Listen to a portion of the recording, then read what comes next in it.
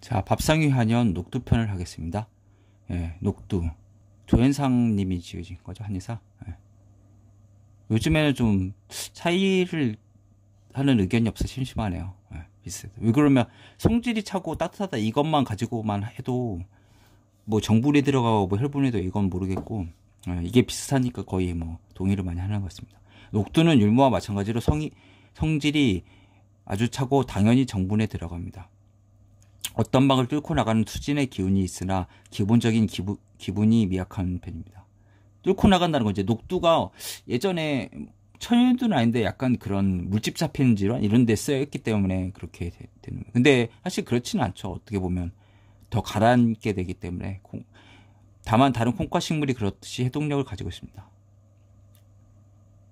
그래서 원래는 아까 다음에 나저 한약을 먹지 말라. 해독력이 워낙 뛰어나니까 감초나 녹두나 이런 것들을 먹으면 안 되죠. 콩과 콩과 식물이 해독력이 있는 것은 모든 기운을 수렴하는 의미가 있고 동시에 그것이 천기와 지기를 잘 중화시키는 면이 강하기 때문입니다.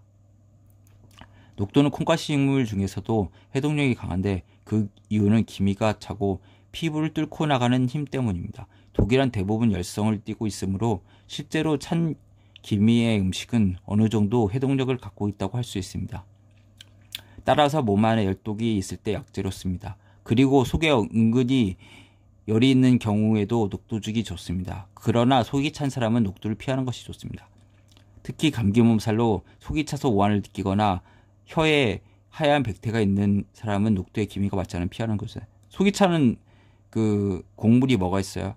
그 복습을 해보자면 기억이 나십니까? 메밀이랑 그 다음에 약간 콩, 그 다음에 적소도 팥이라고 부르는 거죠. 교맥이라고 부르죠. 메밀은. 혹시 한약을 먹을 때 녹두를 먹지 말라는 말을 들어보신 적이 있으십니까? 이 말이 맞는 말일까요? 맞을 수도 있고 틀릴 수도 있습니다. 왜 그런지에 대해서 이야기해보겠습니다. 지금의 노인들이 어렸을 때만 해도 먹을 것이 귀했습니다. 1970년대 초반만 해도 쌀이 부족해 정부에서는 매주 수요일을 분식의 날로 정하고 모든 국민에게 밀가루나 라면으로 한 끼상을 먹도록 권했습니다. 그래가지고 막 논문도 발표하고 막 방송도 하고 그랬죠. 그리고 80년대만 해도 도시락 검사했잖아요. 그 잡곡이 섞였나 안 섞였나 그거 그 조사도 시키고 막. 예. 그만큼 식량이 부족. 근데 통일벼가 나온 다음부터 조금 이렇게 덜해졌죠. 맛도 없고. 근데 통일벼는 사실 품종 자체가 맛이 없어가지고 자포니카가 아니라 인디카잖아요. 그래서 안남미 쪽, 그러니까 인도 쪽 그거니까 좀 찰지지가 않으니까 사람들이 안 먹죠. 예. 근데 이제 재배하기는 좀 편하고. 이런 상황은 이전에는 더했고 조선시대에는 더더욱 심해 대부분의 사람들은 먹지 못하고 추위를 막지 못해 병에 시달리거나 죽었습니다. 그런데 인구가 늘어나고 물자 유통이 활발해지면서 한약재 거래도 늘어나 보통 사람의 보약 처방에 관심을 갖게 되었습니다. 1900년대 중반부터 의료인이나 사이비 의료인 구별할 것이 없이 약간의 처방 기술만 있으면 일반의 상대로 영업하는 경우가 대부분이었기 때문에 한약 처방에는 실제로 매우 단순할 수밖에 없었습니다. 즉 아무에게라도 몸을 따뜻하게 처방을 내면 성공하는 경우가 대부분이었습니다. 좀 맞죠? 예. 보약이라는 것 자체가 양기도 보하고 좀 따뜻해지고 이런 것들이죠. 그런데 보통 사람 병증은 먹지 못하고 추위를 막지 못해서 몸이 차가워져 생긴 것이어서 녹두를 먹으면 다시 몸을 차게 만드니 녹두를 피하라고 했던 것입니다. 즉 녹두는 그 당시 사람들의 몸 상태와 맞지 않았기 때문입니다. 또한 따뜻한 약간의 독특한 결과가 있는데 반대는 못하겠어요. 예. 체질적인 게 있죠. 사실 소음인한테는 맞고 소음인한테 녹두가 안 좋죠. 그러니까 소음인은 보약이 어느 정도 거의 맞죠. 근데 그러고 보니까 특이하게 숙지왕이랑 녹두가 금기잖아요. 다 소음인한테 안 좋은 약이고 소양인 약이잖아요. 그렇죠? 그러니까 따뜻하게 하는 보약약을 쓰니까 보기약이나 환기나 인삼이나 이런 걸 쓰잖아요. 보통 진피나. 또한 따뜻한 약을 먹는데 녹두를 먹으면 녹두의 수렴력으로 따뜻한 약성을 주게 하므로 약효가 줄어드는 이유도 있었습니다. 그때 습관적인 처방 방식이 오늘까지 이어져 내려와 마치 한약을 먹으면 의뢰 녹두나 숙주나물 혹은 돼지고기를 먹지 않아야 하는 것을 잘못 알고 있는 현실이 참으로 안타깝습니다. 보통 다 써있죠. 근데 신기하네요. 그러고 보니까 숙주나물 녹두 그거 싹인데 그러면은 신숙주랑 상관이 있다 그러는데 왜 그런 변절이 된다는 거죠. 숙주가 왜 그러냐면 신숙주가 원래 집현전 학사했는데 수양대군한테 붙었잖아요. 세조편에. 그래가지고 금방 상하니까 신숙주랑 상관있다고 하는데 사실 그렇지는 않고 한자 때문에 그런 거고요. 돼지고기는 어떻습니까? 돼지고기도 실온에서 잘 부패하기가 쉽죠. 그러니까 제가 보기에는 먹지 말라고. 왜 그러냐면 돼지고기 먹고 설사하는 사람이 많잖아요. 소음인 경우. 그러고 보니까 여기 나온 애들이 다 찬약이네요. 보니까. 네. 특이하네요.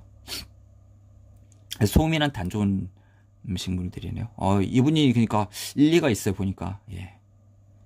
물론 오늘날에도 몸이 찬 사람은 녹두가 안 많습니다만 요즘에는 오히려 속에 열이 많은 사람이 더 많습니다. 이런 사람이 한약을 복용할 때는 오히려 녹두가 해를 주지 않고 해독제로서 약성을 발휘하니 오히려 좋을 수가 있습니다. 한약을 먹을 때 금기시하는 음식은 없습니다. 다만 환자의 몸과 음식의 기미가 맞지 않는 것을 가리라는 것이 필요할 뿐입니다.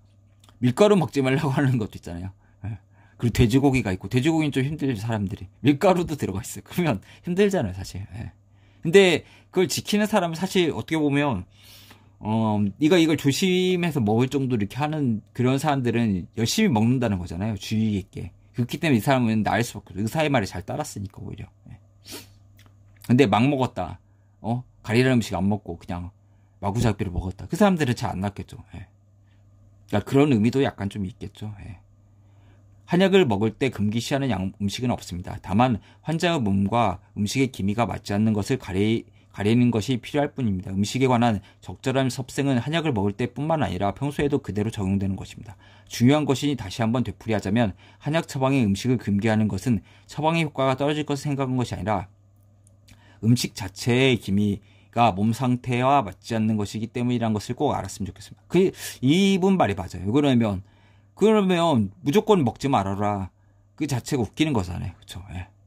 숙지황이랑 무는 머리가 흰색이 된다고 하잖아요. 그걸 왜 먹지 말라고 했을까요? 상극의 음식이기 때문에 그래, 서로. 숙지황 들어가는 거. 그리고 뭐 고건이 예전에 젊은 나이 때 도지사 해가지고 일부러 나이 들어 보이게 하려고 숙지황이 무 먹었다고 이렇게 하더라고요. 그러니까 음식 금기는 하나의 소극적인 처방인 것입니다. 이분이 맞아요. 오히려 근데 이분은 체질을 얘기 안 하니까 이 말이 맞는데, 녹두의 이런 기미를 감안하면 잦은 음주나 피로 혹은 감기 몸살로 속이 냉해졌다면 빈대떡은 적절한 안주가 되지 못할 겁니다. 돈이 없으면 집에 가서 빈대떡이나 부쳐 먹지. 그거 있죠. 빈대떡. 예전 노래죠.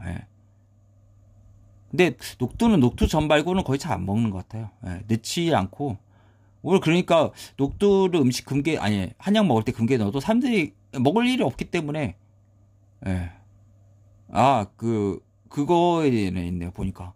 그 중국 음식에. 근데 사실 중국 음식에 녹두콩을 딱 넣는데 짜장면이나 보면 넣어주는 데가 있잖아요. 근데 먹으면 안 좋던데 더. 약간 느끼하게 만들고. 좀 안 맞는 것 같아요. 이게 왜 들어갔는지 모르겠고. 그러나 속열이 있는 사람, 물론 이제 그게 열을 돋구니까 그런 것들 먹으면은, 그래서 그런지 하여튼, 가끔 드는데 그렇게 좋지는 않은 것 같아요. 딱 먹어보면 별로 도움이 안 되는 것 같아요. 녹두콩을 짜장면 같은 데 넣으면. 속열이 있는 사람이 술을 마실 때, 특히 소주 이상의 녹주를 마실 때는 술안주로 괜찮을 것입니다. 한편 예로부터 녹두는 피부 미용에 쓰였습니다. 그쵸? 녹두는 열을 끄고 여드름이라든지 이런 녹두 가루가 서씨옥용산 이런데 녹두가 들어가잖아요. 그러니까 녹두의 기미를 이용해 피부가 두껍고 열이 많이 울체되어 피부가 얼굴이 불그스름한 사람에게 녹두가 들어간 처방을 하면 아주 적절합니다. 그러니까 녹두 가루를 내서 이제 팩을 하면 좋은데 열이 많은 사람한테 써야 된다. 이것도 그러니까 한의사의 조언을 받을 필요가 있다. 그냥 무조건 하지 말고 이렇게 했으면 좋겠습니다. 그리고 동의호감을 한번 읽어드리겠습니다. 녹두는 성질이 차고 평하다기도 하고 싸늘하다. 맛이 달며 독이 없다. 일체의 단독. 붉게 반점이 퍼지는 거죠. 그리고 이건 감염성 질환이죠. 어떻게 보면 세균성 감염. 붉을 딴자 써가지고. 그러니까 도장 인주처럼 약간 붉어지는 거죠. 번열, 풍진과 아까 뚫고 나간 성질이 있다고 했잖아요. 그래서 광물성 약이 동한 것을 치료하는데 열을 내리고 부은 것을 삭히며 기를 내리고 소갈증을 먹게 한다. 오장을 고르게 하고 정신을 편안하게 하며 이 맨날 꼭 들어가. 만병통치약 같잖아요. 12경맥을 잘 돌게 하는 데는 제일 좋다. 이것을 베개로 만들어 베면 눈이 밝아지고 두풍, 그리고 두통이 난다. 두풍 조조가 걸려가지고 그 화타가 머리 쪼개려고 했었잖아요. 그죠? 예. 병을 치료하는데 쓸 때에는 껍질을 버리지 말아야 된다. 대체로 껍질은 성질이 차고 살은 성질이 평하다. 아까도 나왔던 거고, 알은 빛이 퍼렇고 둥글면서 잔 것이 좋다. 그러니까 생록 원소자. 녹색이면서 둥글고 그다음 작은 거. 약으로 쓸 때는 껍질을 버리지 말고 써야 된다. 껍질을 버리고 쓰면 기를 약간 막히게 한다. 근데 녹두 자체를 먹으면 기를 막게 하는 것 같은데요. 모르겠어요. 예.